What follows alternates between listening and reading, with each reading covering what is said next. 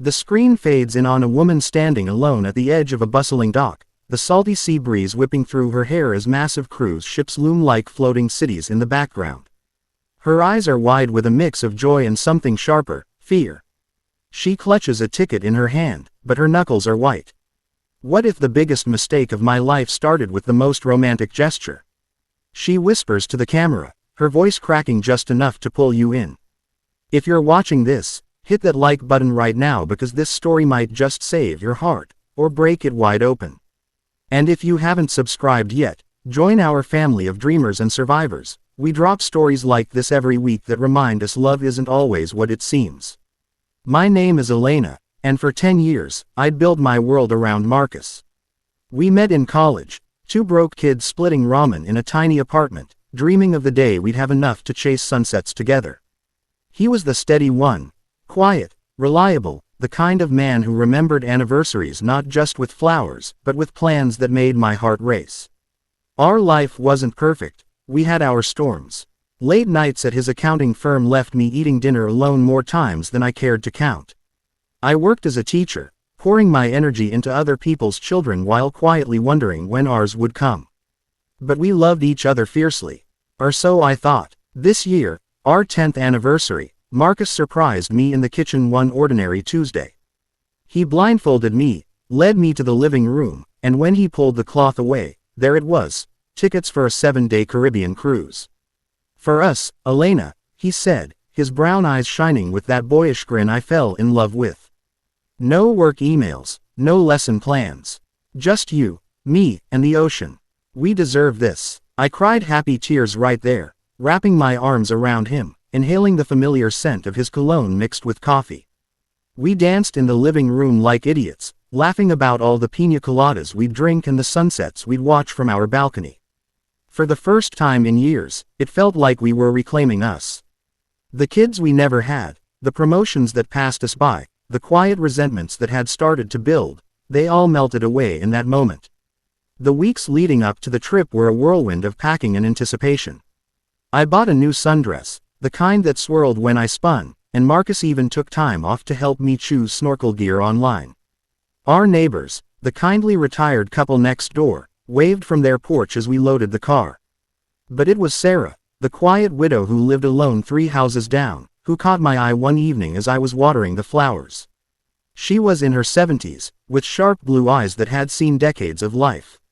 We'd shared cups of tea over the years, talking about her late husband and my dreams for Marcus and me. That night, as the sun dipped low, she shuffled over, her voice low and urgent. "Elena, honey," she whispered, glancing toward my house where Marcus was inside making dinner. "Don't go on that cruise." I laughed at first, thinking it was some quirky old lady superstition about boats or bad weather.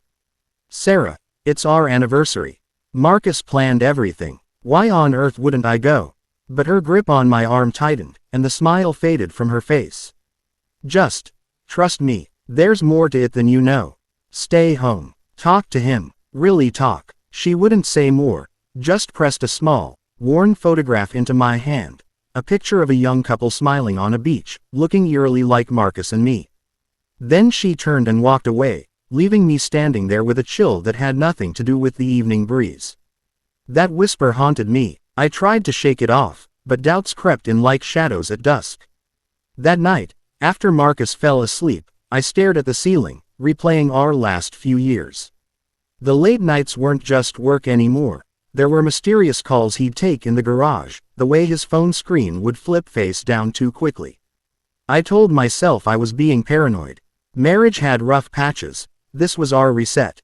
But Sarah's words echoed. The next morning, I casually mentioned her warning over breakfast. Marcus froze for a split second, then chuckled. "Mrs. Hargrove's getting senile, love. Probably mixing us up with some old story of hers. Don't let it ruin our excitement." He kissed my forehead, and I let it go. For now, the drive to the port was filled with laughter and our favorite playlist, but my mind kept drifting. As we boarded the ship, the excitement was electric. Hundreds of passengers buzzing with vacation energy, the smell of sunscreen and freedom in the air. Our cabin was perfect. A balcony overlooking the endless blue, a bottle of champagne waiting on ice. Marcus pulled me close as the ship pulled away from the dock, the city skyline shrinking behind us. 10 years, Elena. Here's to 10 more. We toasted, and for a while, it was magic. We danced under string lights on the deck, shared stories from our early days, made love with the waves rocking us gently. It felt like falling in love all over again.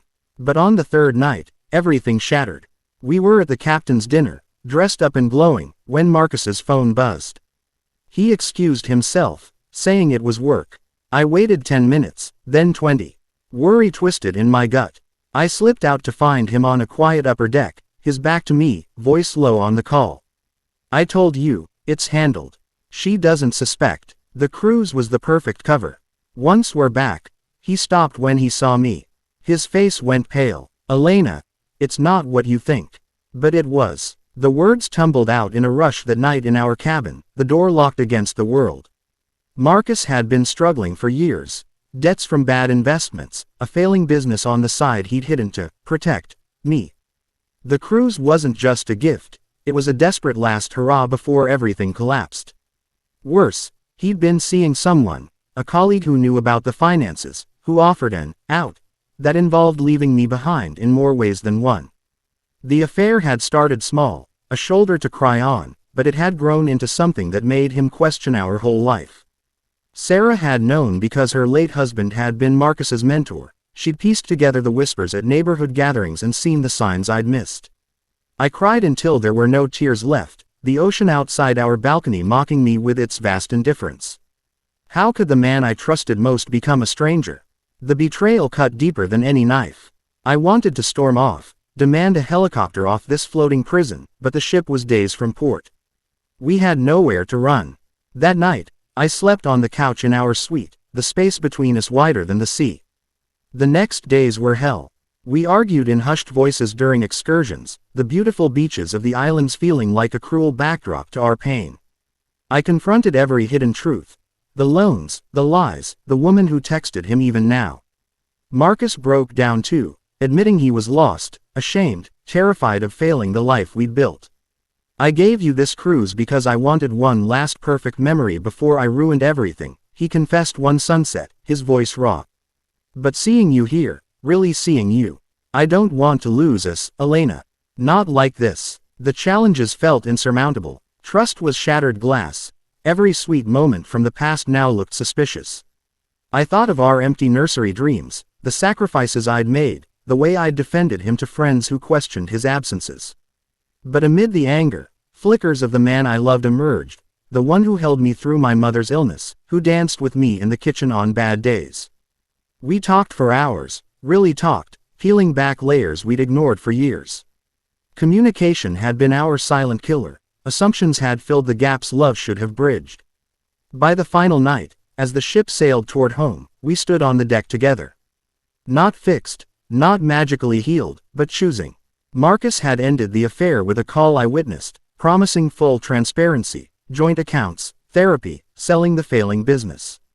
I didn't forgive him instantly, that would take months, maybe years. But I saw his remorse, his willingness to fight for us. Sarah's whisper hadn't been to destroy us, it had been to save me from blind trust, to force the truth into the light. We stepped off that ship changed. Back home, we went to counseling, rebuilt slowly with date nights that meant something real, not performative. Sarah became a dear friend, sharing wisdom from her own marriage's trials. Our story didn't end in fairy tale perfection, but in resilient, hard-won hope. Love isn't the absence of storms, it's learning to sail through them together, even when the waves threaten to pull you under. If Elena and Marcus could find their way back from the brink on that cruise, from betrayal to a deeper, more honest bond, then so can you. Whether you're facing secrets in your own relationship, doubts about the future, or just the quiet fear that love might slip away, remember, sometimes the hardest whispers are the ones that lead to healing. Don't ignore the signs. Talk. Fight for each other. Choose truth over comfort. Thank you for watching this emotional journey with me. If it touched your heart, please smash that like button. It helps these stories reach more people who need them. Subscribe and turn on notifications so you never miss the next one. Drop a comment. Have you ever had a neighbor's warning change everything? Share your story. Let's support each other. Until next time, hold your loved ones close. The sea of life is wide, but together, we can navigate it. See you in the next video.